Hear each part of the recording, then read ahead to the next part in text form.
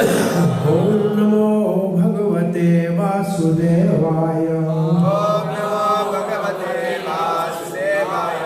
नारायणं नमस्कृत्यं नारायणं नमस्कृत्यं नरं चैव नरोत्तमं देवीं सरस्वतीं व्यासं देवीं सरस्वतीं व्यासं ततो जयमुदीरये।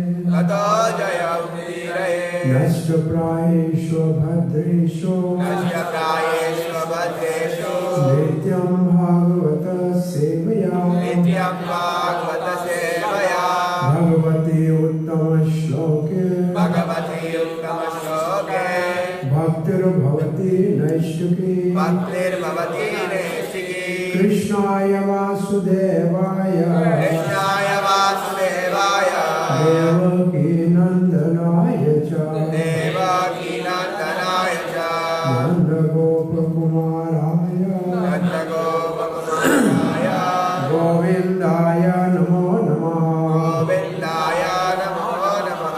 जय श्री कृष्ण चैतन्य जय श्री कृष्ण चैतन्य प्रभु नित्यानंद प्रभु नित्यानंद श्री अद्वैत गदाधर श्री अद्वैत गदाधर शिवासादि गौर भक्त वृंदा। हरे कृष्णा कृष्णा कृष्णा कृष्णा हरे हरे कृष्णा कृष्णा हरे हरे हरे राम हरे राम राम राम हरे हरे। हरे कृष्ण। श्री जगन्नाथ मंदिर स्थान बेंगलुरु में प्रातः श्रीमद् भागवत के सत्संग में आप सबका हार्दिक स्वागत है। अब श्रीमद् भागवत महापुराण के पहले स्कंद के दूसरा अध्याय divinity and divine service. Divinity दिव्यता और डिवाइन सर्विस देवी सेवा। सो डिविनिटी है भगवान श्री कृष्ण और डिवाइन सर्विस है भक्ति। सो भक्ति कैसे की जाए, तो इस सेक्शन के ऊपर श्री प्रभुपाद ने न्यू वृंदावन में धारावाहिक कुछ प्रवचन किए थे। उनका नाम रखा था भागवत धर्म। सो आज हम 16वां श्लोक पढ़ रहे हैं। इस श्लोक का सार ये है कि सारे शास्त्रों का सार है वासुदेव भक्ति। तो उस भक्ति के लिए आवश्यक है भागवत का श्रवण, और भागवत के श्रवण के लिए भागवत में हमारे को रुचि हो, इंटरेस्ट हो, रति हो। वो कैसे हो, तो भागवत में इंटरेस्ट कैसे उत्पन्न हो, वो इस श्लोक में बताया गया है। आइए इस श्लोक का पाठ करते हैं। लिखा है नहीं लिखा है तो निकालिए। 1-2-16 शुश्रूषो शर्दधानस्य वासुदेव कथा रुचि श्यामत सेवया विप्रा पुण्यतीर्थ निषेवणा।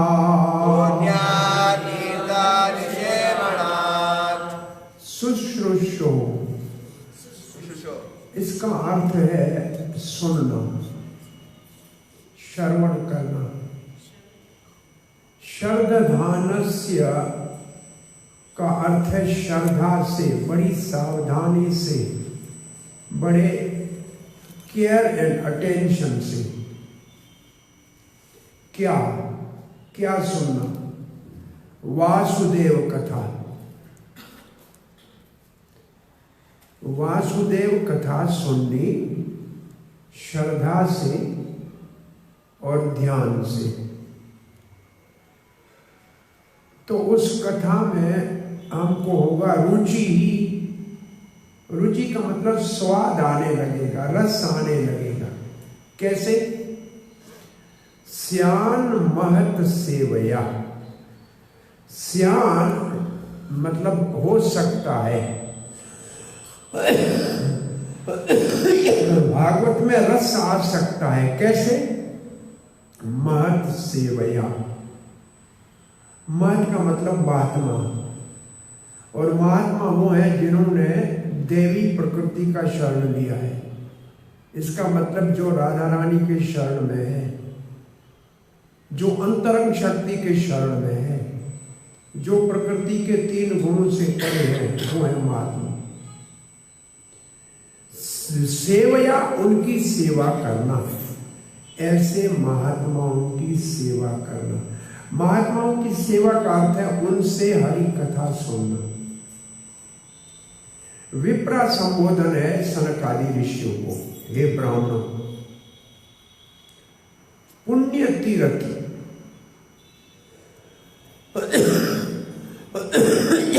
पुण्य तीर्थ का मतलब पवित्र करने वाला, और तीर्थ महात्मा को भी कहते हैं क्योंकि वो पवित्र करता है।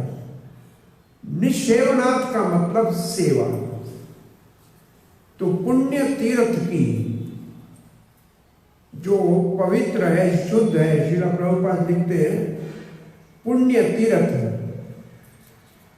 जिनका सब पाप नाश हो गया है, और निसेवनाथ का अर्थ है उनकी सेवा करने से। सो इस श्लोक का अनुवाद है, हे विप्र, हे ब्राह्मण वरो, ऐसे भक्त जिनका हृदय शुद्ध है, पवित्र है, उनकी सेवा करने से बहुत बड़ा लाभ होता है, बहुत बड़ी सेवा होती है। और ऐसी सेवा से वासुदेव की कथा में रुचि होती है। अब आप अपने आप को देखें कि हमारे को भागवत में टेस्ट आ रही है कि नहीं आ रही है। नहीं आ रही है तो साधु का संग करना चाहिए, सेवा करनी चाहिए। चक्रवर्ती पाद लिखते हैं, हे ब्राह्मणों, भगवान श्री कृष्ण के कथा में आसक्ति और रुचि होती है महान भक्तों के सेवा करने से और श्रद्धा से, उनका शरण लेने से, जो शुद्ध गुरु है, पवित्र गुरु है। तो और क्या करना चाहिए? उनसे सुनना चाहिए। तो 3 बातें हैं इसमें। पहले श्रद्धा होनी चाहिए, फिर महात्माओं की संग करना चाहिए, फिर गुरु का शरणागत होके सुनने की इच्छा प्रकट करनी चाहिए। तो असल में इस श्लोक में श्रद्धानस का मतलब आदव श्रद्धा, पुण्य तीर्थ सेव्या का मतलब है गुरु का शरण लेना, और शुश्रूषु का मतलब सुनने के लिए जिज्ञासा पैदा करना। तो जो श्री रूप गोस्वामी ने भक्ति को हृदय में उत्पन्न करने के जो 9 स्तर लिखे हैं, आदव श्रद्धा, अथ साधु संग, भजन क्रिया, उसमें से 3 इस श्लोक में आते हैं। श्रद्धा भी है, साधु संग भी है, और गुरु की शरणागति भी है। पुण्य तीर्थ सेव्या, जिसका हृदय 100% शुद्ध है, उसका शरण लेना। अब श्री प्रभुपाद जी तात्पर्य में लिखते हैं, हमारा जो बद्ध जीवन है, प्रकृति के 3 गुणों से इंद्रिय तृप्ति के भोग में लिप्त जो बद्ध जीव है, उनका कारण क्या है? हम इस संसार में आके फंस क्यों गए हैं? तो प्रभुपाद लिखते हैं भगवान के हम अगेंस्ट हो गए हैं। हम भगवान के अगेंस्ट कैसे हो गए हैं? हम भगवान से झगड़ा तो नहीं करते, तो भगवान के अगेंस्ट कैसे हो गए? इसका अर्थ है भगवान है भोक्ता और हम भी भोक्ता बनना चाहते हैं। ये है भगवान से के रिवोल्टिंग अगेंस्ट लाइफ। भाई भगवान के विपरीत कैसे हो गए हम? भगवान के विपरीत हम हो गए, भगवान भोक्ता है और हम भी भोक्ता होना चाहते हैं। इसका मतलब हम भगवान के कॉम्पिटिटर हो गए। जब कॉम्पिटिशन करते हैं तो उसके हम अगेंस्ट हो जाते हैं। ये हमारी समस्या है। दुनिया में किसी से पूछो क्या करना चाहते हैं? एंजॉय करना चाहता हूं। तो एंजॉय करना चाहते हो, एंजॉय तो भगवान है, तुम तो एंजॉयड हो। तो एंजॉय करना चाहते हैं, इसका मतलब भगवान से अगेंस्ट में रिवोल्ट करना चाहते हैं। अब प्रभुपाद के दो प्रकार के जीव हैं या मानव है। एक तो देवता के गुण वाले हैं और दूसरे असुर हैं। इस दुनिया में दो प्रकार की सृष्टि है, देव असुर एवच। एक देवताओं की प्रकृति है और एक असुरों की प्रकृति है। और तो असुर कौन है? जो भगवान के अधिकार का उल्लंघन करते हैं। भगवान ने जो नियम बनाया है उसको बदलना चाहते हैं, वो है असुर। भगवत गीता के 16वें अध्याय में असुरों के विस्तार से गुणों का वर्णन है और विशेष रूप से भगवान श्री कृष्ण कहते हैं कि ऐसे असुरों को मैं अंधकारमय जीवन में नीच जोनियों में डाल देता हूं, जहां वो कभी प्रकाश ही नहीं देखते हैं। इसका मतलब पशु जोनियों में चले जाते हैं असुर, कीट पतंग हो जाते हैं। अब प्रभुपाद जी लिखते हैं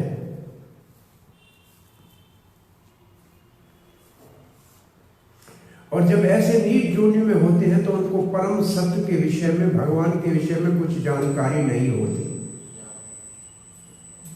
ऐसे असुरा, ऐसे डिमानिक लोग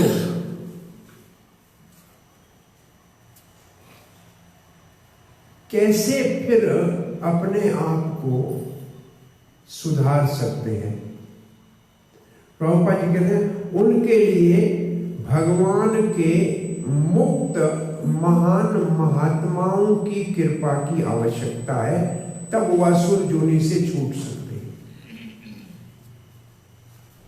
अब आपसे एक अगर प्रश्न पूछा जाए कि दुनिया में असुर ज्यादा है कि देवता ज्यादा है? देवता ही प्रकृति के लोग ज्यादा है कि असुर प्रकृति के लोग ज्यादा है? अच्छा, देवता और असुर में विभाजन कैसे करेंगे? कौन सी कसौटी है? क्राइटेरिया क्या है कि ये असुर है और ये देवता है?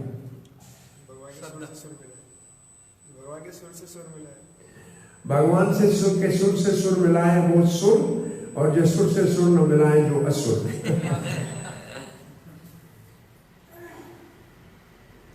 भगवत गीता में क्या लिखा है? सुर और असुर का विभाजन की कसौटी क्या है?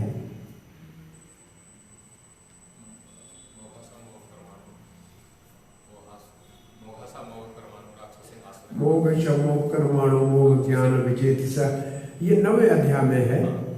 उन असुरों की सारी आशाएं, सारी इच्छाएं, सारा एंडेवर वो बेफिल हो जाएगा। लेकिन 16वें अध्याय में असुर और देवता का विभाजन किया है, क्राइटेरिया है शास्त्र को। शास्त्र की आज्ञा का पालन करने वाले देव और शास्त्र की आज्ञा का उल्लंघन करने वाले असुर। ये शास्त्रम विधिमुत्सर्जया यजन्ते काम कारतः न सिद्धिमापनोति न सुखम न पराम गति। तो शास्त्र का अब बताइए कि दुनिया में लोग शास्त्र के आज्ञा से चलते हैं कि उसके विपरीत चलते हैं? ज्यादा लोग शास्त्र जानते ही नहीं है, पढ़ते ही नहीं है, तो असर ज्यादा है कि नहीं? दूसरा क्राइटेरिया पद्म पुराण में लिखा है, विष्णु भक्ता देवता तद विप्रिय असुरा। जो भगवान विष्णु के भक्त हैं वो देवता हैं, और जो उसके विपरीत हैं वो असुर हैं। अब बताइए, असुर ज्यादा हुए कि देवता ज्यादा हुए? विष्णु के भक्त कम है ज्यादा है? कम है। और अन्य देवी देवताओं के भक्त ज्यादा है, वो भी असुर की श्रेणी में आते हैं। क्यों जाते हैं देवी देवता के पास? भोग करने के लिए। भोग करने का मतलब भगवान से कंपटीशन करने के लिए, तो असुर हो गए। असुर देवताओं के बड़े पुजारी होते हैं, शंकर जी के देवी के बड़े बड़े पुजारी होते हैं, लेकिन भगवान से द्वेष करते हैं, फिर भी असुर है। और तीसरा क्राइटेरिया है देव और असुर को अलग करने का। सतोगुण में प्रायः देवी प्रकृति के लोग होते हैं, रजोगुण और तमोगुण में असुरी प्रकृति के लोग होते हैं। इसलिए सारी भगवत गीता का मुख्य उद्देश्य है हमको रजो और सतोगुण तमोगुण से ऊपर उठना। और श्री प्रभुपाद ने इस्कॉन की स्थापना भी की है सतोगुण में लोगों को लाने के लिए। तो ऐसे असुरी लोगों के लिए एकमात्र आशा है, उम्मीद है, सहारा है भगवान के महान भक्तों की कृपा। तब वो असुरी योनि से मुक्त हो सकते हैं।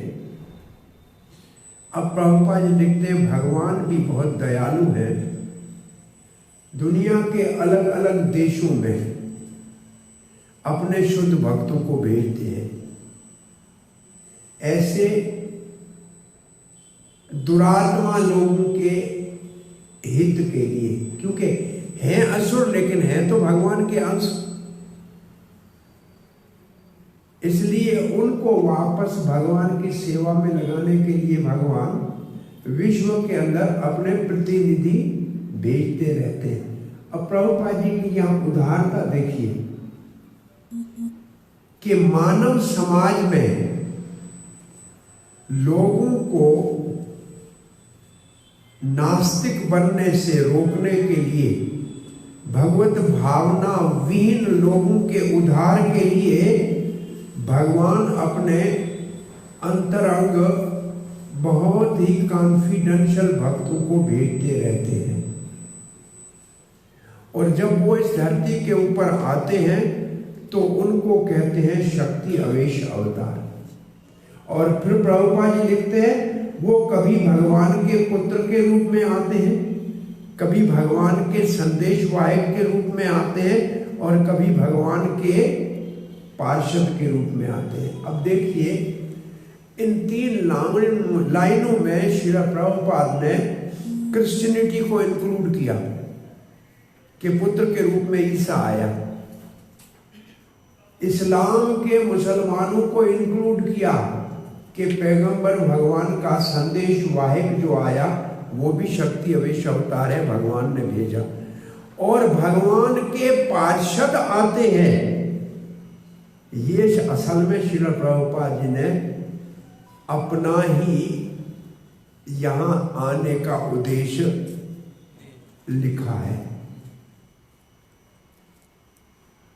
प्रभुपाद जी 2 बार अपने अंतरंग शिष्यों को कहा कि कृष्ण ने मुझे जबरदस्ती कल युग में भेजा, मैं तो उसकी सेवा में था। मैंने कहा जाके क्या करूँगा? बोला भागवत को विश्वव्यापक भाषा में प्रकाशित करो। और दूसरी बार प्रभुपाद ने कहा मुझे पाश्चात्य देशों की भाषा में और हिंदी भाषा में लोगों को प्रचार करने के लिए भगवान ने भेजा। तो अब मैंने बॉम्बे में वृंदावन में बहुत बड़े केंद्र स्थापित कर लिए हैं। अब मेरा काम पूरा हो गया और मैं जाने वाला हूँ। ऐसे प्रभुपाद जी ने गीता सराफ को कहा था, जिन्होंने वृंदावन के मंदिर की भूमि दान की थी, कि अब मेरा काम हो गया, अब मैं जाने वाला हूँ।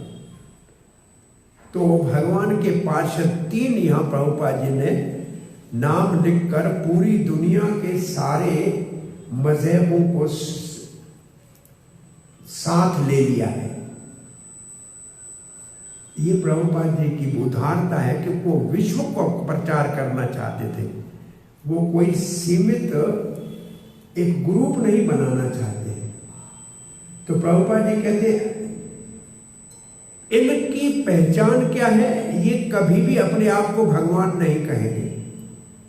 है भगवान की शक्ति अवेश अवतार है, भगवान का पुत्र है, भगवान का संदेश वाहक है, भगवान का पार्षद, पर अब कभी भी अपने आप को भगवान नहीं कहेंगे। ये उनकी पहचान है। इनमें से किसी ने अपने आप को भगवान नहीं कहा। न हज़रत ईसा ने भगवान नहीं कहा, क्राइस्ट ने भगवान नहीं कहा मैं भगवान का बेटा हूं। और प्रभुपाद जी कहते हम सब भगवान के बेटे हैं। वो आज्ञाकारी बेटा था और हम अनाज्ञाकारी हैं, लेकिन है तो हम भी भगवान के संतान। और संदेश वाहक भगवान का जो आया पैगंबर, उसको भी प्रभुपाद जी कहते हैं वो भी गुरु है। देश काल के अनुसार उन्होंने लोगों को भगवान की ओर लाए। और भगवान के पार्षद जो आते हैं वो भी कभी अपने आप को भगवान नहीं कहते हैं। प्रभुपाद जी ऐसे एक महात्मा है जिनसे कई बार पत्रकारों ने पूछा आप कौन से भगवान हैं, क्योंकि भारत में हर एक महात्मा अपने आप को भगवान कहता है। तो प्रभुपाद ने कहा मैं कोई भगवान नहीं हूं, मैं भगवान का सेवक हूं। और जो अपने आप को भगवान मानता है, the one who says I am God is blessed than a dog। Prabhupada ने उनको कहा कि जो अपने आप को भगवान कहता है वो कुत्ते से भी नीचे गिरा हुआ है। कुत्ता तो वफादार होता है कम से कम मालिक का, वो तो मालिक से विद्रोह करते हैं, भगवान कहने की मूर्खता करते हैं। और बहुत सारे यहाँ इसका अर्थ है कि जो अपने आप को भगवान घोषित करते हैं वो भगवान के प्रतिनिधि है ही नहीं, वो भगवान के संदेश वाहक है ही नहीं। वो अपने इंद्रिय तृप्ति करके लिए लोगों को अपने चेले बनाकर और अपना सुख भोग रहे हैं और कुछ नहीं कर रहे। अब प्रभुपाद जी लिखते हैं उनके जो ऐसे बहुत से असुरी प्रकृति के लोग होते हैं जो भगवान के ऐसे शक्तिशाली पार्षदों को भगवान कहने की मूर्खता करते हैं, परंतु हमको किसी को भी भगवान नहीं मानना चाहिए। भगवान के लिए शास्त्र में पहले तो भविष्यवाणी होती है कि भगवान का अवतार होगा तो उसके लिए पहचान होगी, और दूसरा जो भगवान होगा वो विश्व रूप का दर्शन कराने में समर्थ होगा। और कोई भी अपने आप को भगवान कहे तो अर्जुन की तरह उससे पूछना चाहिए कि विश्व रूप दिखाओ। और आप ऐसे किसी को कहोगे ना तो वो कहेगा हमने गुरुजी को कहा था विश्व रूप दिखाओ, गुरुजी ने कहा तुम्हारे पास आंखें नहीं है देखने को।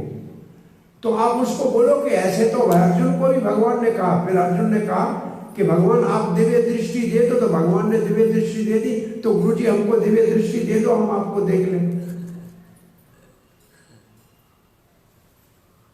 तो कोई भी तथा कथित भक्त भगवान, दक्षिण भारत में बहुत से भगवान की भरमार है, उनसे पूछो कि विश्व रूप तुम्हारा दिखा सकते हो, तुम्हारी क्या शक्ति है। मेरे बहुत चेले हैं, मेरे बहुत फैन हैं।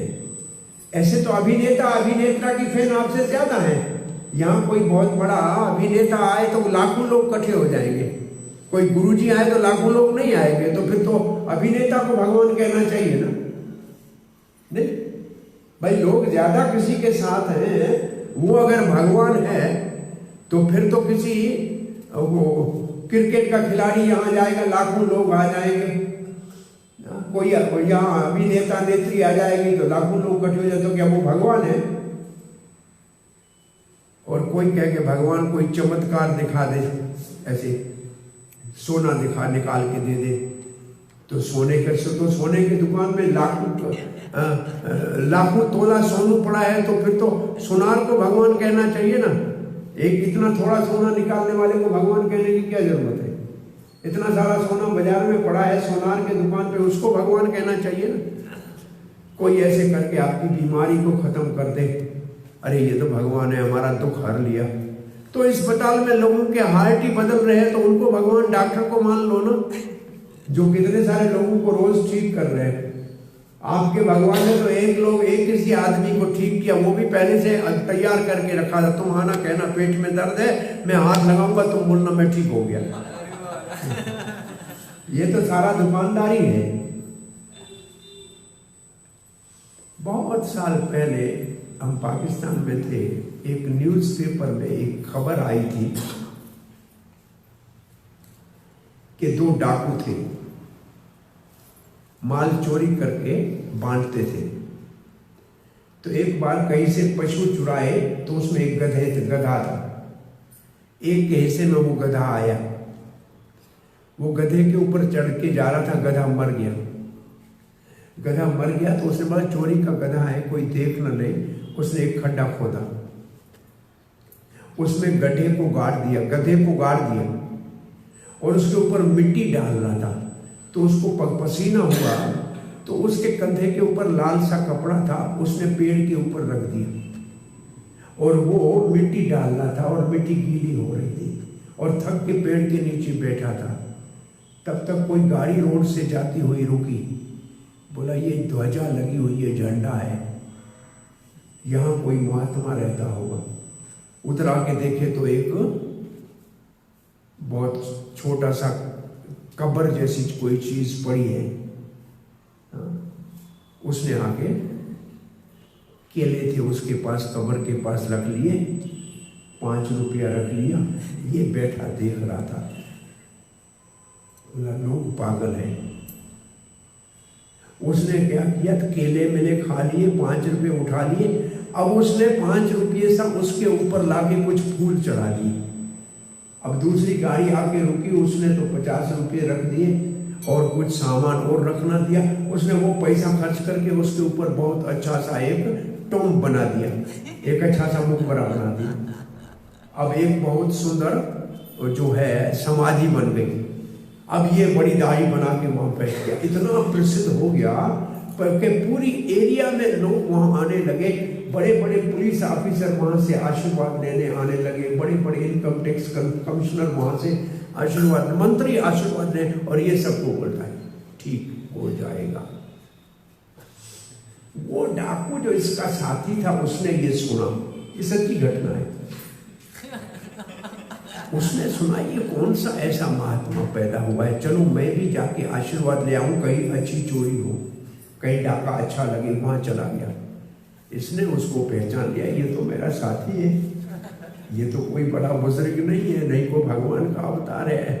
उसने कहा बोला बैठ जाओ अंदर, सबके सामने इसने कहा, उसको बिठा दिया अंदर। ये सब लोग आए थे, उनको लेता गया, सबसे दान आशीर्वाद देता गया, सब लोग चले गए तो अंदर गया। उसने पूछा तुम मेरे डाकू, मेरे साथी, इतना बड़ा तेरे को किसकी गति मिल गई है, कौन से तुम बड़े महात्मा के शिष्य बन गए हो, इतना सारा तुम्हारा पूजा है, पूरा देश तुम्हारे पीछे। बोला गदी वदी नहीं है, गधा है। जो हमारे को हिस्से में मिला था ना, वो मर गया था, मैं गाड़ रहा था, मैंने देखा लोग मूर्ख हैं, चोरी करते हैं, पुलिस हमारे पीछे पड़ती है, और यहाँ हम लोगों को लूट रहे हैं, पुलिस ही आगे पैसे देके जा रही है। तो ऐसे बहुत से लोग हैं, इतने दुनिया भरी पड़ी है लोगों को मूर्ख बनाने के लिए।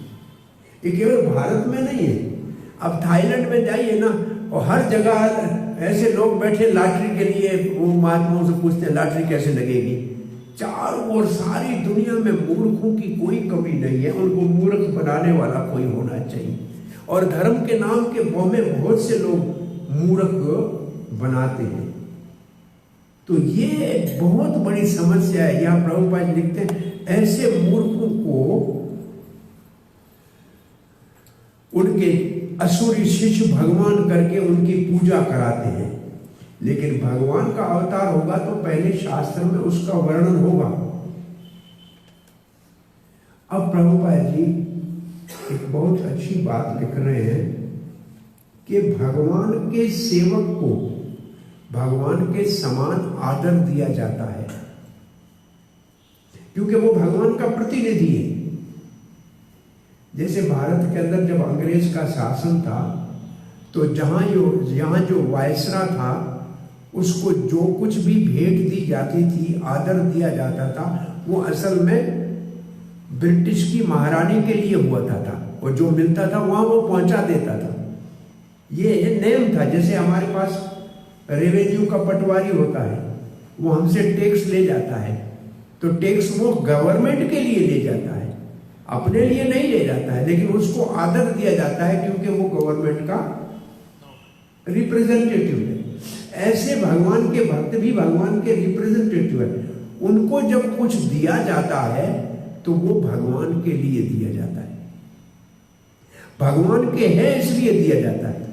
इसलिए वो इसलिए एक गुरु के लिए एक शब्द लिखा है श्री प्रभुपाद जी ने, ट्रांसपेरेंट वाया मीडिया।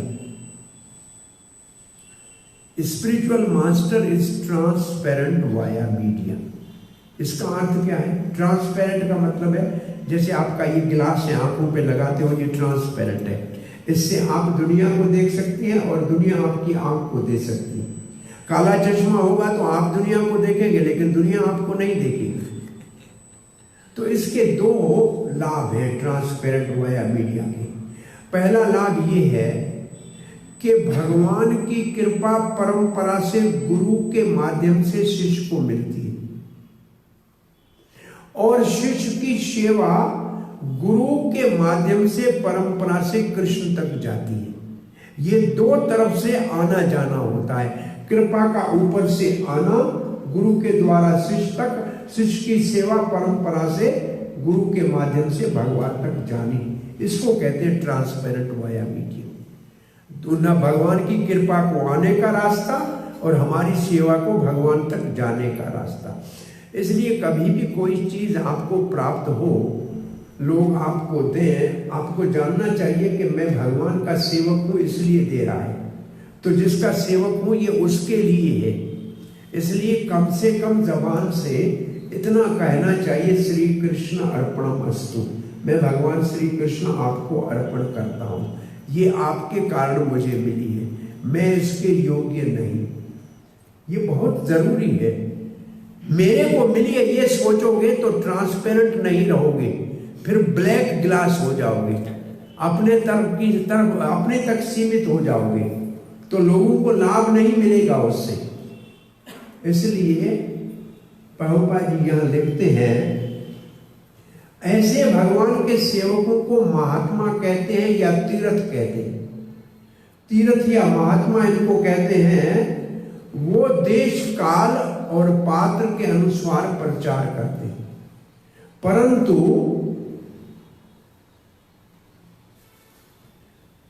उनका एक ही उद्देश्य है, सबको कहते हैं भगवान के भक्त बनो। सबको भगवान के भक्त बनाने के लिए कहते हैं। और भगवान श्री चैतन्य महाप्रभु साक्षात भगवान होते हुए भी कभी भी उनके पार्षदों ने उनको भगवान कहा तो उन्होंने अपने कान बंद करके विष्णु विष्णु विष्णु कहा, ये सिखाने के लिए कि भगवान के भक्त को कभी भी अपने आप को भगवान न कहलाना चाहिए और न कहने वालों को कहने का अधिकार देना चाहिए। कैसे महात्माओं को हमने पूछा है कि महाराज आप भगवान के भक्त हैं, तो आपके सेवक आपको भगवान कह रहे हैं, मना नहीं करते हो? बोला इनका दुख दिखाना, तो इनका दिल दुखाना नहीं चाहता, तो इनका दिल दुखाना नहीं चाहता तो तुम गुरु हो के ये गुरु है। भाई तुम्हारे शिष्य हैं तो उनको तुम्हारे को सही शिक्षा देनी चाहिए ना। अब तुम्हारे को भगवान कह रहे तो उनको मना करो। ब्रह्मा जी ऐसे पहला महात्मा है, जब अपून के पुत्र नारद ने उसको कहा कि अरे ये सृष्टि तो आपने की है पितामह, आप ही तो भगवान हैं, आप ही तो दुनिया को जानते हैं। फिर एकदम संदेह करके पूछने लगे नारद जी, फिर आपका ध्यान किसका करते हैं? अगर आप भगवान हैं तो फिर ध्यान किसका करते हैं? तो ब्रह्मा जी ऐसे पहले वैष्णव संप्रदाय के प्रवर्तक है और भगवान के एक गुण अवतार भी है और वैष्णव संप्रदाय ब्रह्म संप्रदाय के परिवर्तक भी है और वैष्णव भी है। वो कहने लगे ब्रह्मा नारद, जिनको भगवान की माया ने मोहित किया है वो मुझको भगवान कहते हैं, मैं भगवान नहीं हूं। मैं शंकर जी अन्य सारे देवता भगवान के आज्ञाकारी ऐसे हैं जैसे बेल के नाक में रस्सी डाल के मालिक चलाता है वैसे चलते हैं, ऐसे भगवान जैसे हमको चलाता है वैसे हम चलते हैं, हम भगवान नहीं। अब ब्रह्मा जी कहते हैं मैं भगवान नहीं हूं और ब्रह्मा जी के बनाए हुए ये कीट पतंग अपने आप को भगवान कहने की मूर्खता करे तो मानना चाहिए क्या? जब ब्रह्मा जी अपने आप को भगवान नहीं मानते तो ब्रह्मा जी के बनाए हुए सृष्टि में कोई अपने आप को भगवान कहे तो उसको मानना चाहिए क्या? नहीं मानना चाहिए। लेकिन बहुत से लोग अपने आप को मैं क्या करूं, मैं तो नहीं चाहता हूं, लेकिन मेरे शिष्य भाव से कहते हैं मैं मना नहीं कर सकता। तो तुम कौन से गुरु हो जो अपने शिष्यों को सही मार्ग नहीं दिखा सकते हो? तो गुरु कैसे हो? ऐसे भी हमने मूर्ख देखे हैं जिन्होंने भगवान श्री राम जी या श्री कृष्ण के फोटो का आधुनिक फोटोशॉप से अपना गर्दन उसके शरीर के ऊपर लगा दिया, नीचे श्री कृष्ण और ऊपर उसका मुख लगा हुआ है। ऐसे फोटो देखे हैं हम।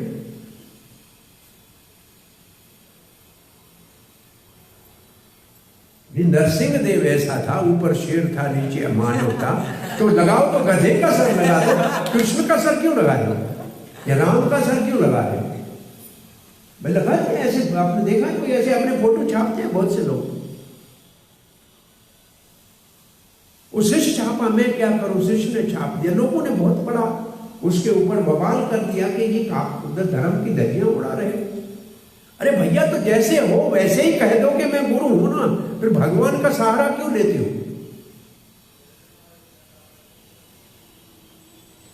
एक बार हम कुंभ मेले में थे इलाहाबाद में, एक व्यक्ति आया कि हमको एक रहने के लिए यहाँ कमरा चाहिए। हमने बोला किसके लिए चाहिए? बोला कल की अवतार पधारेंगे। मैंने बोला कल की अवतार को अपना कोई यहाँ कुंभ मेले में कमरा भी नहीं है, वो हमारे आश्रम में रहना चाहते हैं, तो फिर भगवान तुम्हारे कल्की से बड़े तो हम हुए ना। बोला महाराज दे दो ना। हमने बोला हम नहीं देंगे तुम्हारे भगवान को कमरा। और फिर हमने कहा दिखाओ तो तुम्हारा कल्की भगवान का फोटो। तो हमारी भागवत से कल्की का फोटो निकाल के दिखाया। बोला ये भगवान आ रहा है। मैंने बोला ये तो हमारी भागवत का फोटो है, तुम्हारा भगवान कहां से ये? बोला वही कल्की भगवान है। यहाँ पर इस बार कुंभ मेले में आके सब लोगों को धर्म की शिक्षा देगा। हमने तो भगा दिया। पड़ोस में हमारे शंकराचार्य के आश्रम में वो स्टेज के ऊपर आके कल्की भगवान प्रवचन कर रहा था। हमारे गौशाला का एक सादा सेवक था, गौशाला में हमारे वृंदावन के, घनश्याम नाम था। वो बोलने लगा, उठ के खड़ा हो गया। बोला तुम अगर भगवान कल्की हो बताओ तुम्हारे बाप का नाम विष्णु यश है क्या? तुम्हारा जन्म संबलपुर में हुआ है? बोला नहीं। बोला भागवत में लिखा है कल्की महाराज का पिता विष्णु यश होगा और संबलपुर में जन्म होगा। तो शंकराचार्य ने कहा जवाब दो उसको, शास्त्र में तो ऐसे लिखा है। उसके पास कोई जवाब नहीं। और वो फिर स्टेज के ऊपर इतने बड़े महात्माओं के बीच में अपने आप को भगवान घोषित करने में बड़ा, उसके शिष्य कल्की भगवान की जय, कल्की भगवान की जय कर रहे थे। ऐसे बहुत से लोग धोखेबाज संसार में धर्म के नाम में लोगों का शोषण कर रहे हैं। धर्म के नाम में जितनी बेईमानी हो रही है, इतनी बेईमानी और किसी काम में नहीं हो रही। अगर कोई आदमी घी में मिलावट करे तो उसको सजा मिलती है, गवर्नमेंट पकड़ लेती है, लेकिन धर्म के में मिलावट करने वाले खुलेआम घूम रहे हैं। धर्म का ऐसा धज्जियां उड़ाई है लोगों ने, धर्म के नाम में जितना धंधा हो रहा है, बदमाशी हो रही है, उतना और किसी धंधे में नहीं। और अब जो वास्तविक धर्म वाले लोग हैं, उनके प्रति भी लोगों की श्रद्धा नहीं है। इसलिए प्रभुपाद जी यहां कह रहे हैं, भगवान चैतन्य महाप्रभु भगवान होते हुए भी कोई उनको भगवान कहता था तो नाराज हो जाते थे, विष्णु विष्णु कह के कान बंद कर देते थे। ये सिखाने के लिए कि किसी भी भगवान के सेवक को भगवान कहने का साहस करने की मूर्खता नहीं करनी चाहिए।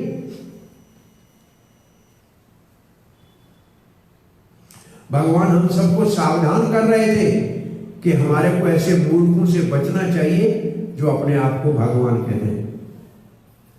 भगवान के भक्त भगवत भावना को, कृष्ण भावना के प्रचार के लिए आते हैं, और जो बुद्धिमान लोग हैं उनको उनका सहयोग करना चाहिए हर प्रकार से। सही लोगों का सहयोग करना चाहिए तो गलत लोग एक्सपोज हो जाए। ये बुद्धिमान लोगों का काम है। तो इंटेलिजेंट जो लोग हैं उनको ये मानना चाहिए। भगवान के भक्तों की सेवा करने से हम भगवान को प्रसन्न कर सकते हैं और फिर हम साक्षात भगवान की सेवा में लग सकते हैं। प्रभुपाद जी उदाहरण देते थे कि एक राजा है जो पूरे देश का राजा है, उसको आपको खुश करना है, आप उसको प्रसन्न करना चाहते हो, क्या दोगे? भाई राज ही पूरा उसका है, उसको दोगे क्या कि वो प्रसन्न हो जाए? How can you please a king? क्या दोगे प्रसन्न करोगे? फिर प्रभुपा जी कहते हैं उनका छोटा 5 साल का बच्चा है, उसको आप एक चॉकलेट दे दो, बच्चा खुश हो जाएगा तो उसका बाप खुश हो जाएगा कि नहीं हो जाएगा? तो आसानी से भगवान को प्रसन्न करना है तो भगवान के भक्त को प्रसन्न कर लो। और भक्त को प्रसन्न करना बहुत आसान है, सिर्फ हरे कृष्ण मंत्र जब वो भगत प्रसन्न हो जाएगा, कोई खर्चा भी नहीं लगेगा और आसानी से भगवान प्रसन्न हो जाएगा। तो भगवान को प्रसन्न करना है तो भगवान के भक्त को प्रसन्न करना चाहिए। और ऐसे भक्त जो भगवान के प्रचार के लिए बहुत बड़ा रिस्क उठाते हैं, नास्तिकों को, असुरों को प्रचार करने का प्रयास करते हैं। प्रहलाद महाराज ऐसा भगवान का भक्त था जो बहुत बड़े असुर हिरण्यकश्यप को प्रचार करके चैलेंज कर रहा था। कितनी कष्ट उठाना पड़ा, कितने तकलीफें उठानी पड़ी। तो ऐसे जो भगवान के प्रचार के लिए बहुत बड़ा रिस्क उठा रहे हैं, वो भगवान को बहुत प्यारे हैं, वो भगवान को बहुत प्रिय है। फिर प्रभुपाद ने भगवत गीता का श्लोक लिखा है, जो भगवान के संदेश का प्रचार करता है उससे पहले न कोई प्रिय था, न है, न भविष्य में होगा। इसलिए अगर भगवान को प्रिय बनना है तो भगवान के सतशास्त्र गीता भागवत का प्रचार करना चाहिए। और ये जो प्रचार करते हैं इनका सेवन करना, मतलब ये प्रचार सुनना आपके हृदय में भागवत के लिए प्रेम को जागृत करेगा। अब प्रभुपाद जी लिखते हैं,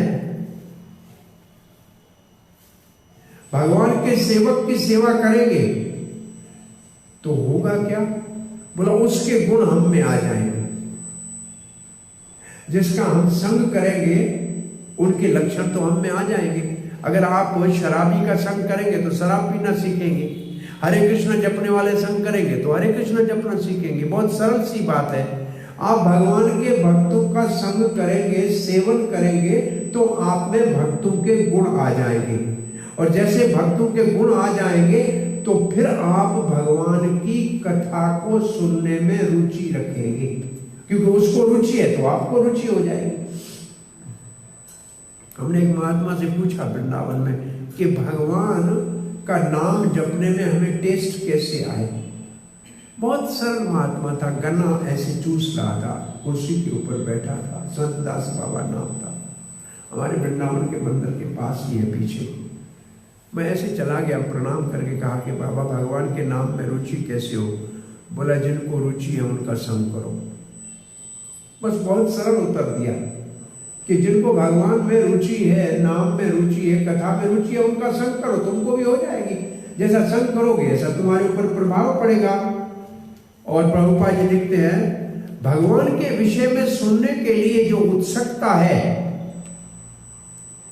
ये भगवत धाम जाने की सबसे पहली क्वालिफिकेशन है।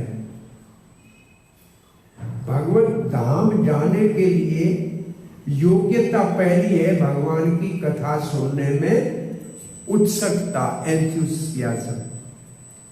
यहां इस श्लोक का तात्पर्य पूरा होता है। तो अब इस श्लोक में हमने क्या पढ़ा? शुश्रूषु सर्वधानस्य वासुदेव कथा रुचि स्यान महत् सेवया विप्रा पुण्य तीर्थ निवेशनात्। इसका अर्थ है आदौ श्रद्धा। पहले हमारे को श्रद्धा होनी चाहिए, किसके ऊपर? साधु के संग के लिए। तो साधु के संग में जाएंगे तो साधु हमारे को भगवान के भजन में लगाएगा। भगवान के भजन में लगाएगा का मतलब हमको भगवान का नाम जपने के लिए प्रेरणा देगा। और जैसे हम भगवान का नाम जपना शुरू करेंगे तो हमारे को भगवान, एक जगह प्रभुपाद ने लिखा है, संभवतः चौथे स्कंद में है, कि जब अगर हम हरे कृष्ण महामंत्र को सावधानी से जपेंगे, श्रद्धा से जपेंगे, शुद्ध भाव से जपेंगे, तो हमको गीता, भागवत, चैतन्य चरित्र पढ़ने में रुचि होगी। ये प्रभुपाद जी का भागवत में स्टेटमेंट है। इसका अर्थ है हमारे हरे कृष्ण जपने के लिए जो प्रेरणा देता है वो हमको भागवत में रुचि पैदा करने का रास्ता बताता है। जैसे हमारा जप अच्छा होगा ऐसे हमारे को शास्त्र में भी सुख मिलने लगेगा, अच्छा लगने लगेगा। उसको पढ़ने के लिए हमारे को इच्छा उत्पन्न होगी और उसमें आनंद आएगा। कोई प्रश्न जिज्ञासा है? बोलिए। कई बार ऐसा देखा गया कि मतलब कोई ऑर्गेनाइजेशंस में जब संत रहता है तो वो अपने आप को भगवान नहीं बोलता, पर वो जब मर जाता है तो उसके फॉलोअर्स बोलते हैं कि भगवान। देखिए ऐसा है कि किसी महापुरुष को भगवान की संज्ञा दी जाती है, भगवान करके कहा जाता है। इसका मतलब है कि उसने भगवान का साक्षात्कार कर लिया था। जो भाग्यवान वो है जिसने भगवान का साक्षात्कार किया, अथवा जिसको भगवान की कृपा से गुरु मिला वो भाग्यवान है। तो भाग्यवान लोगों को भगवान की संज्ञा दी जा सकती है, परंतु वो श्री भगवान कभी नहीं कहलाते। श्री भगवान का मतलब लक्ष्मी नारायण या सीताराम या राधा श्याम, तो उनको श्री भगवान नहीं कह सकते, सिर्फ भगवान कह सकते। भगवान का मतलब जिसने भगवान की सेवा करके थोड़े से भगवान के गुण को अर्जित किया है और भगवान का प्रतिनिधि बनकर लोगों को भगवान की सेवा में लगा रहा है। इसलिए ब्रह्मा को भी भगवान कहते हैं, शंकर को भी भगवान कहते हैं, गुरुदेव भगवान भी कहते हैं। ये कोई गलत नहीं है, शास्त्र में है, परंतु किसी को भी श्री भगवान नहीं कहते हैं। जैसे भगवत गीता में लिखा है श्री भगवान वाचक, तो उन भगवान को श्री नहीं कहेंगे, उनके साथ श्री नहीं लगेगा।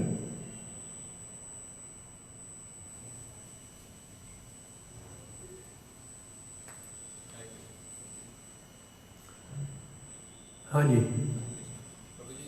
बहुत अच्छा क्लास था, बहुत अच्छी कक्षा जिसमें उपयोगी थी। प्रभु जी एक प्रश्न है, प्रहलाद महाराज जो कहते हैं हिरण्यकशिपु को मतिर्न कृष्ण परतः सतोवा, तो ना अपने से न दूसरों से न दोनों के कंबाइंड एफर्ट से भी भक्ति नहीं जगती है, तो फिर ऐसे लोगों का क्या सोल्यूशन है? प्रहलाद महाराज का ये श्लोक है, इन दोनों को एक ही उत्तर दिया है, हिरण्यकश्यप और संड और अमर को यही उत्तर दिया है कि अपने प्रयास से या कोई बाहर से कहे तो भगवान के अंदर रति नहीं उत्पन्न हो सकती। इसलिए भक्ति रसामृत सिंधु में उत्तम भक्ति का अधिकारी कौन है वहां प्रसंग आता है, तो रूप गोस्वामी लिखते हैं, कई जन्मों से जिसकी भक्ति जनक सुकृति का उदय हुआ है उनको भक्तों का संग प्राप्त होता है, और भक्तों की आज्ञा का अगर वो पालन करेंगे और भक्ति तो उसकी भक्ति शुरू हो जाएगी। तो इनका पुण्य नहीं उदय हुआ है, इसलिए किसी के कहने से भी आप देखिए बहुत से लोगों को हम प्रचार करते हैं, उनमें से कुछ आते हैं मंदिर में, सब नहीं आते। इसका अर्थ है कि जिसके पुण्य इकट्ठे नहीं हुए हैं और जिन्होंने भक्तों की आज्ञा का पालन नहीं किया है वो भक्ति को शुरू नहीं कर सकते। इन दोनों में भी कहा जाए तो एकमात्र भक्ति को जगाने का साधन है भक्तों की कृपा और संग। सिर्फ भक्तों की कृपा और संग से ही भक्ति का जन्म होता है, अपने प्रयास से नहीं, पुण्य से नहीं, दान से नहीं, सिर्फ भक्तों की कृपा से। और वो भक्तों की कृपा भी तब काम करती है जब कई जन्मों के हमारे पुण्य इकट्ठे होते हैं, उस कृपा को लेने के हम पात्र बनते हैं। तो रूप गोस्वामी ने वहां लिखा है कि भक्ति का अधिकारी वो है जिसके जन्मों के पुण्य इकट्ठे हुए हैं। इससे हम आपको ये समझना चाहिए कि आज अगर आप कृष्ण भावना में आए हैं तो कई जन्मों से आपने कुछ भक्ति के पुण्य इकट्ठे किए हैं, तब भक्तों का संग मिला है, तब भक्ति शुरू हुई है। अपने आप नहीं हो सकते, और भगवान भी किसी को नहीं देते। भगवान अगर किसी को भक्ति दें तो सबको दें या किसी को नहीं दें, इसलिए भगवान भी नहीं देते। भगवती तो केवल भगवान के शुद्ध भक्त ही दे सकते हैं, लेकिन वो तब देते हैं जब उनको लेने के अधिकारी होते हैं, जब हमारे अंदर वो योग्यता आती है, तभी भक्ति को हम ग्रहण कर सकते हैं।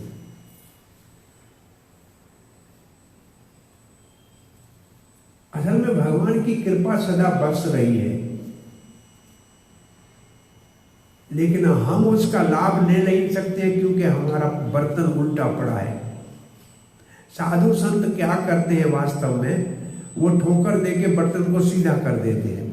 कृपा तो भगवान की है, लेकिन हम ले नहीं सकते हैं क्योंकि हमारी खोपड़ी उल्टी है, वो उसको सीधी कर देते हैं सिर्फ, और फिर भगवान की कृपा प्राप्त हो जाती है। तो उल्टी खोपड़ी वाला न अपने आप न किसी के प्रयास से सुधर सकता है जब तक उसकी खोपड़ी सीधी नहीं की जाए।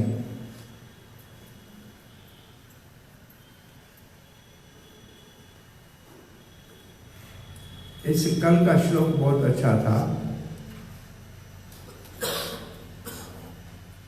भगवान की कथा में रति होने से सारे संसार के कर्मों की सारी गांठें टूट जाती है।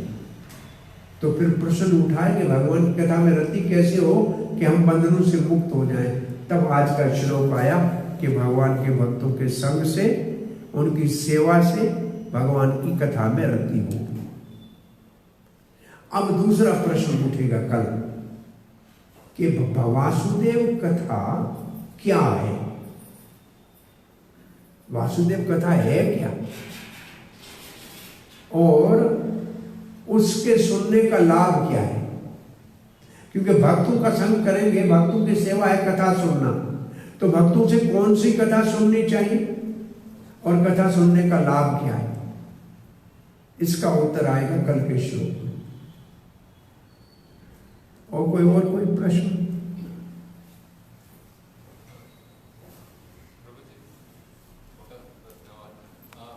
जैसे भागवत में आ गया यस्मिन सत्कर्म पीयूषे, यस्मिन सत्कर्म पीयूषे 9th canto 24 यस्मिन सत्कर्म पीयूषे, सत्कर्म purified years.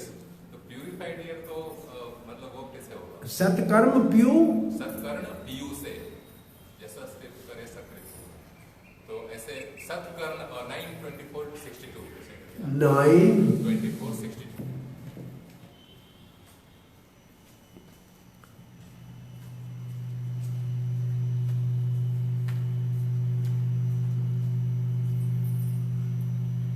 9 Yasmin said that sister versus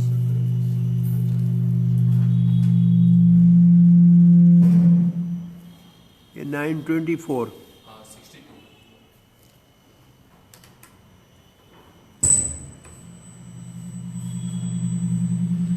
ये तो कटे हैं श्लोक कुछ कटे हैं इसमें। कौन बोल रहा है देखें।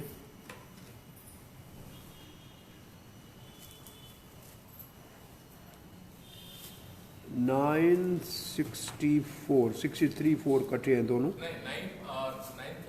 24th chapter, last chapter 24th chapter 64 verse 62 3-4 साथ में है।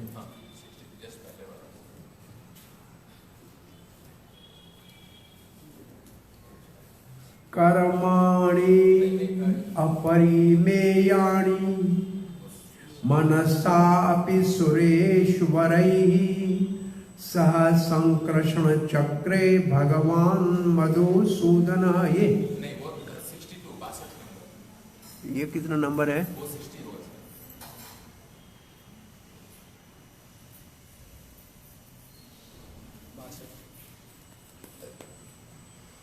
62। यस्मिन् सत्कारणपीयूषे यशस्तिरथवरे सक्रे श्रोत्राञ्जलैः उपस्पृश्य धुनोते कर्म वासना। यस्मिन्, इसका अर्थ है भगवान श्री कृष्ण के पृथ्वी के ऊपर जो लीलाएं हैं उसके विषय, उसको कहा है यस्मिन। सत्कर्ण पीयूषे, सत्कर्ण पीयूषे का मतलब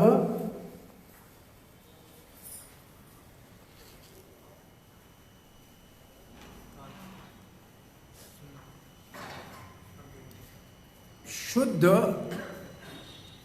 श्रवण करने की योग्यता। भगवान की कथा को सुनने के लिए शुद्ध कानून की योग्यता। शुद्ध कानून की योग्यता का मतलब है जो किसी की निंदा सुनने में रुचि न रखता हो, केवल कृष्ण की कथा सुनने में रुचि रखता हो। ये पुण्य का अर्थ है। पीयूष, पीयूष वैसे अमृत को कहते हैं। कर्णों में अमृत डाले, विष न डाले। यशस्य, भगवान का यश। तीर्थ वरे सकृत, एक बार भी। सकृत का मतलब एक बार, और तीर्थ वरे का अर्थ है यश तीर्थ वरे। किसी तीर्थ में अपने आप को रखे और भगवान की कथा ये सुने। Keeping one self in best of Holi places bye hearing the translated. इसका मतलब जहां हरि कथा होती है वो अपने आप में तीर्थ हो जाता है। और फिर लिखा है सकृत, एक बार, तत्काल। श्रोत अंजलि, श्रोत अंजलि, श्रोत मतलब सुनना। अंजलि, अंजलि वैसे अंजलि तो कहते हैं हाथों को जोड़ने को। इसका मतलब है कानून का कटोरा हाथ की तरह। जैसे हाथ में पानी भरते हैं ना, पानी पीने के लिए हाथ में भरते हैं ना, ऐसे कानून को हाथ की तरह अंजलि बना के भगवान की कथा को भर भर के पिए। इसको कह रहे हैं कर्ण जो हैं उसके बहुत बड़े प्याले बन जाए भगवान की कथा सुनने के लिए। श्रोत्रांजलि उपस्पृश्य, उपस्पृश्य मतलब मात्र स्पर्श करने से, जैसे गंगा का स्पर्श करने से आदमी पवित्र हो जाता है। धुनोती, सारा कर्म वासना, कर्म की सारी वासना धुल जाती है। इसका अर्थ है भगवान की कथा हमारे हृदय के अंदर अनादिकाल से कर्मों की जो वासनाएं हैं उनको धो के साफ कर देती है। और ये श्लोक और कल वाला श्लोक जो आएगा एक ही बात है, जो कल श्लोक आएगा। शृण्वताम सो कथा कृष्ण पुण्य श्रवण कीर्तन हृदय अंत स्थानीय भद्राणी धुनोति स्वर्द सता। तो जो भगवान के भक्त हैं, भगवान की कथा सुनेंगे, उसके सारे हृदय में जो कर्म की वासनाएं भगवान धो के साफ कर देंगे। और ऐसा ही श्लोक दूसरा परीक्षित महाराज दूसरे अध्याय स्कंद में कहते हैं, 8वें अध्याय में, शृणोताम श्रद्धानस्य, भगवान की कथा उत्साह से सुने तो श्रोणताम श्रद्धा नित्यम ग्रहणतश्च स्वचेष्टितम, और उसको अच्छी तरह से ग्रहण करें। काले नाति दीर्घणे भगवान विशते हृदय, बहुत जल्दी भगवान हृदय में आएंगे। कहाँ से आएंगे? प्रवेश करण रंध्राणाम, कान के द्वारा आएंगे, कथा के द्वारा आएंगे।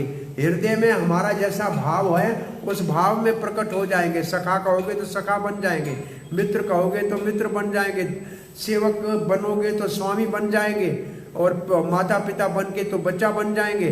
करेंगे क्या? धुनोति समलम कृष्ण, कृष्ण बैठ के सारा हृदय को धो के साफ करेगा।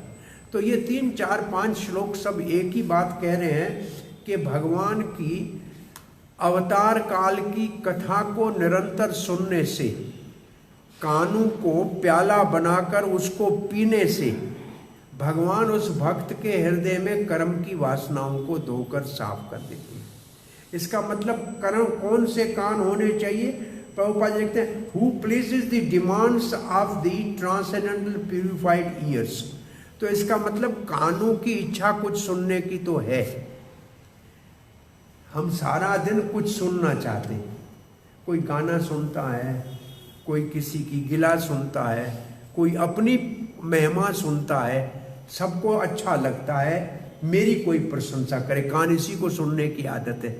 अपनी प्रशंसा सुनने की आदत कान को ज़्यादा है, दूसरे की बुराई सुनने की आदत ज़्यादा है। नहीं तो म्यूजिक सुनना और कुछ सुनना, लोग देखो सुनते, आज सुनते क्या, आजकल तो रोड के ऊपर दोनों कानों में वो ऐसे डाल के ऐसे घूमते फिरते हैं, पागल की तरह नाचते हुए जाते हैं। ये सुनने की बीमारी तो है ना। बोला ये अगर शुद्ध भगवान की कथा को सुनने की हो जाए, काम सुनने का सबको करना है, लेकिन कोई कथा सुने भगवान श्री कृष्ण के अवतार की, तो उसका कल्याण हो जाएगा।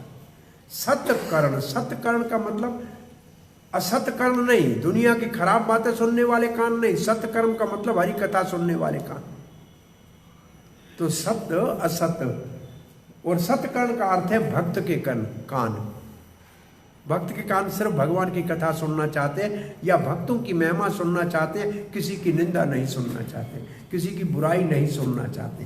तो कानों के ऊपर ढकना तो है नहीं, कोई भी आवाज आ जाएगा, कहीं से भी आ जाएगा। तो केवल कथा को सुने, बाकी सुन चीजों के ऊपर ध्यान न दो। सतकर्ण पीयूष यस्मिन कृष्ण कथा में, सतकर्ण पीयूष यशस तीर्थ वरे सकृत। और जहाँ ऐसी कथा चलती है वो तीर्थों में सर्वश्रेष्ठ स्थान बन जाता है। जहाँ कथा होती है वो श्रेष्ठ स्थान है। कथा जहाँ होती है वहाँ गंगा बहती है, अमृत की गंगा बहती है। कथा असल में अमृत की गंगा। देवता कहते हैं न यत्र वैकुंठ कथा सुधा अपगा, जहाँ भगवान की अमृतमयी कथा की नदी नहीं बहती। न यत्र साधवो, और जो उसके किनारे पे साधु भक्त उसको सुनने वाले नहीं है, वो स्वर्ग भी है तो हमको नहीं चाहिए, क्योंकि स्वर्ग में कथा नहीं होती। स्वर्ग में हरि कथा नहीं होती, हरि कीर्तन नहीं होता, संकीर्तन नहीं होता, जन्म अस्मानी नहीं होती है। ये भारतवर्ष की महिमा है कि यहाँ कथा सुनने को मिलती है। तो कथा की ये महिमा है असल में। बहुत अच्छा श्लोक है ये। Krishna the supreme personality of godhead, और ये है 9वें अध्याय में कृष्ण अवतार के साथ संक्षेप में उसका सारा वर्णन किया है। लेकिन उससे परीक्षित संतुष्ट न होकर 10वें स्कंद में कृष्ण की लीला को विस्तार से सुनना चाहते हैं। इसलिए कहते हैं 9वां स्कंद जो है ईशानु कथा है। और ईश का मतलब भगवान, अनु का मतलब उसके अनुगामी। उसकी कथा सुनने से क्या होता है? कर्म की वासनाओं के बीज नाश हो जाते हैं।